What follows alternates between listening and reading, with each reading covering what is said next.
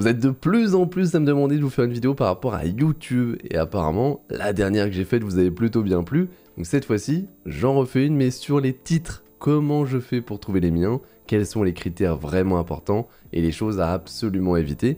Je vais notamment vous parler d'un outil que j'utilise depuis le début de ma chaîne, et qui m'aide à trouver tous les titres de mes vidéos. Bonjour à tous, j'espère que vous allez bien, je suis Zepay. Pour ceux qui découvrent encore la chaîne, j'essaie de vous apprendre un maximum de choses pour vous aider à vivre de votre stream, que ce soit avec des tutos, des reviews ou des conseils généraux comme aujourd'hui. Donc si ce genre de choses vous intéresse, n'hésitez pas, abonnez-vous et activez la petite cloche, ça aide énormément la chaîne. Et ce qui m'aide aussi énormément, c'est le sponsor de la chaîne, Own.tv, ce site incroyable sur lequel vous pouvez trouver des centaines de packs d'overlay et d'alertes animés avec des transitions et même en français pour la plupart. Donc si ça vous intéresse, n'hésitez pas à cliquer sur le lien en description et à utiliser le code ZEPAY pour avoir jusqu'à 50% de réduction. Merci et bonne vidéo.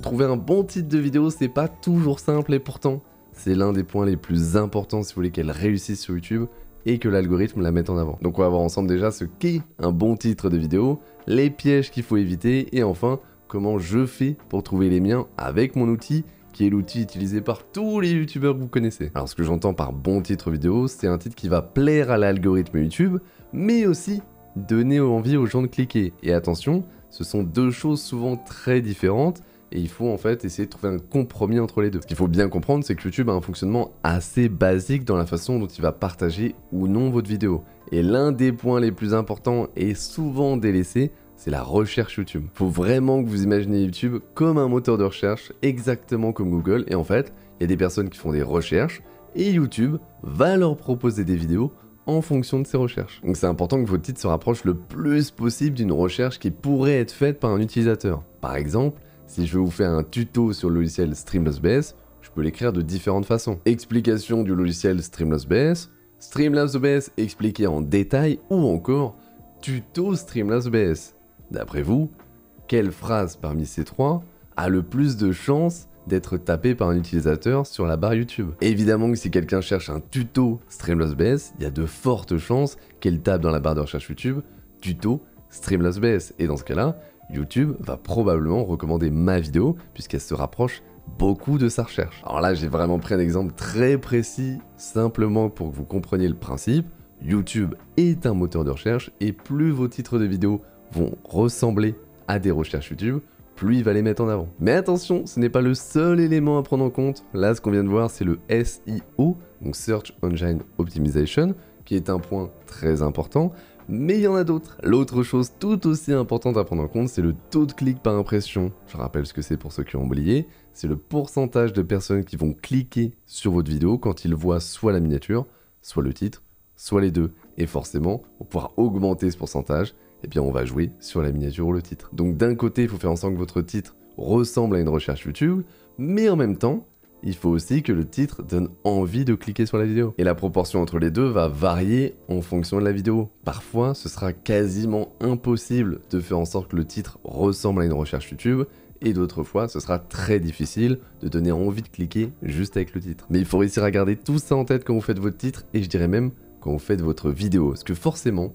il y a des vidéos qui se prêtent plus facilement au fait d'avoir un titre qui plaît à l'algorithme YouTube. Alors je vous dis pas de faire que des vidéos comme ça en fonction de si le titre va plaire ou non à l'algorithme, mais c'est bien de l'avoir en tête et au bout d'un moment, vous serez capable d'estimer à peu près combien de vues fera votre vidéo juste en fonction du titre. Alors si je dois donner un conseil aux youtubeurs qui débutent, ce serait plutôt de vous concentrer sur l'optimisation de la recherche YouTube, puisque au début, YouTube il va pas mettre en avant vos vidéos, c'est normal. Donc avoir un titre accrocheur qui donne envie de cliquer, c'est bien, mais si personne ne le voit, ça sert pas à grand chose. Alors que si vous optimisez le titre de votre vidéo en fonction des recherches YouTube, bah lui, il s'en fiche un petit peu du nombre de vues. Si votre vidéo correspond à une recherche d'un utilisateur et qu'il n'y a pas trop d'autres vidéos comme ça, eh bien il va la recommander. Je parlais des pièges à éviter tout à l'heure et en fait je voulais dire le piège à éviter, vous le connaissez bien, il est présent sur la plateforme depuis longtemps, même si je trouve qu'il disparaît petit à petit,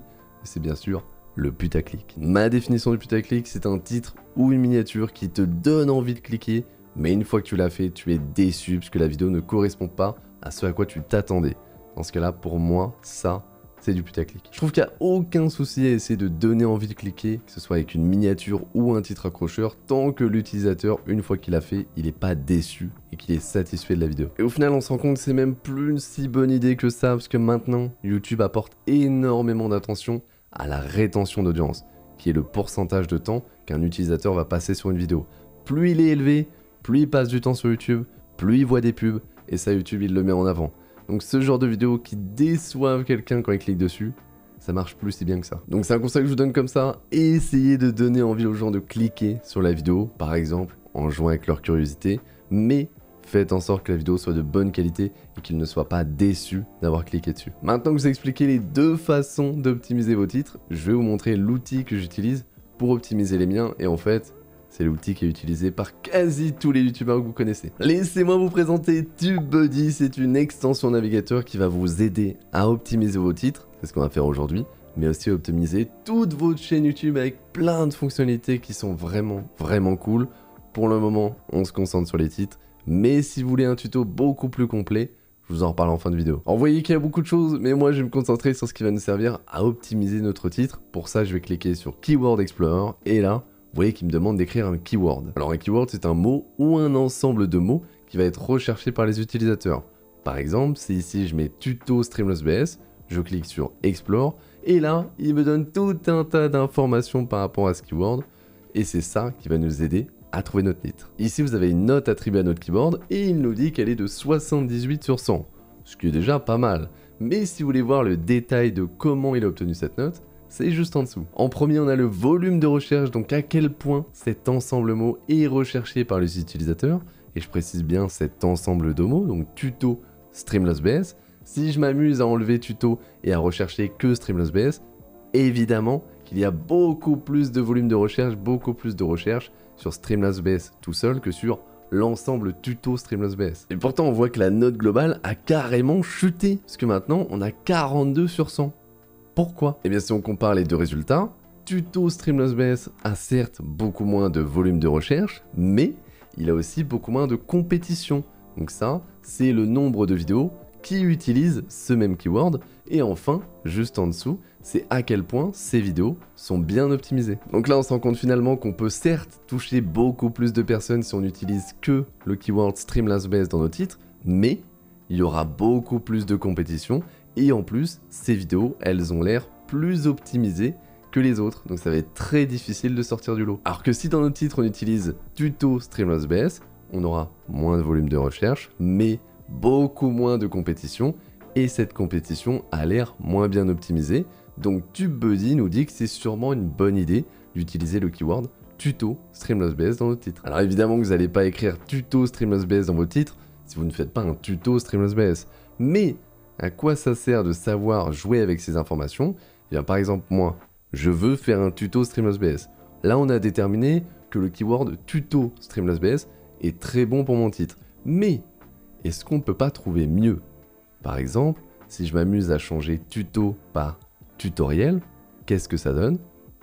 Eh bien, on voit que d'un coup, la note, elle est passée de 78 sur 100 à 85 sur 100. Tout simplement parce que les utilisateurs de YouTube ont apparemment plus tendance à utiliser tutoriel StreamlabsBS dans leur recherche plutôt que tuto StreamlabsBS. C'est aussi simple que ça. Alors pour ceux qui se demandent ce que ça veut dire weighted et unweighted, eh bien en fait, weighted, ça veut dire que ça prend en compte votre chaîne. Donc c'est beaucoup plus précis et il n'y a aucune raison d'utiliser l'autre. Alors évidemment qu'il ne faut pas se fier qu'aux chiffres, mais c'est intéressant d'avoir ces informations maintenant. Je sais que les utilisateurs recherchent plus souvent tutoriel que tuto. C'est une petite information, mais information importante. Vous pouvez voir aussi ici que TubeBuddy vous propose les tags les plus communément utilisés sur les vidéos qui utilisent le même keyword que vous.